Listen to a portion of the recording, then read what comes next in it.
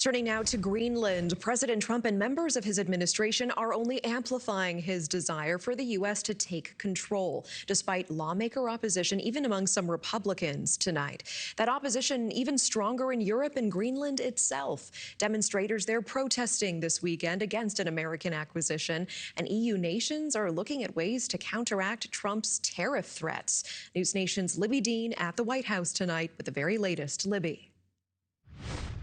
Natasha, crisis talks happening in Brussels Sunday as European leaders met to discuss how to respond to President Trump slapping tariffs on 8 European nations for not going along with President Trump's plan to acquire Greenland.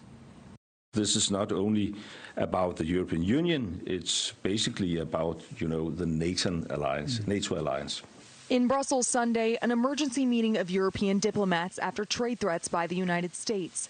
The president slapping a 10% tariff on 8 nations: Denmark, Norway, France, Germany, the United Kingdom, the Netherlands, Finland, and Sweden.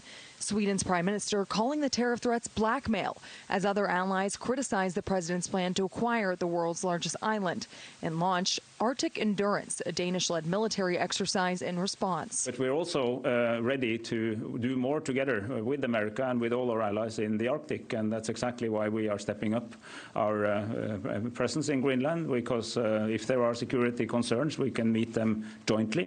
Plus, reports emerging the EU's top diplomats are considering reviving retaliatory tariffs on the United States, a plan that was put on pause after last summer's trade deal with the U.S. The Treasury Secretary Scott Bessent Sunday explaining the president's unprecedented tariffs on NATO allies.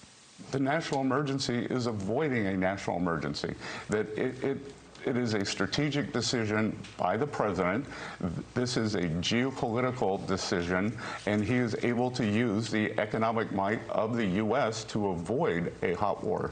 Senator Mark Warner calling the Trump administration's actions, quote, crazy foreign policy. There is no current security threat from Russia or China to Greenland. The only security threat to Greenland right now is the United States. The Danish people, frankly, are flipping out that their longest ally, America, is now threatening to invade part of their territory.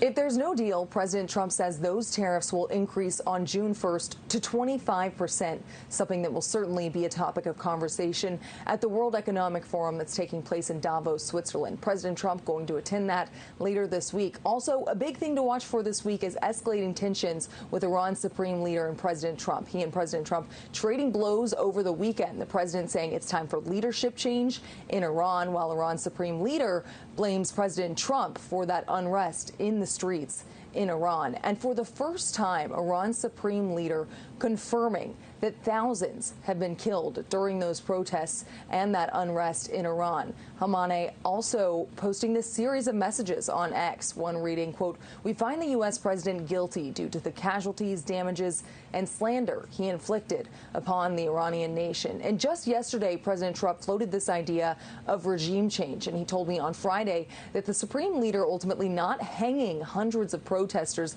that had a big impact on his decision not to strike, at least, of course, for now. But Iran's president saying that any of this aggression, Natasha, against the supreme leader of Iran is tantamount to, quote, all-out war against Iran. Natasha. Libbey Dean at the White House tonight. Thank you. Thank you for watching. Subscribe below and download our NewsNation app right now on your phone, and you will get fact-based, unbiased news for all Americans.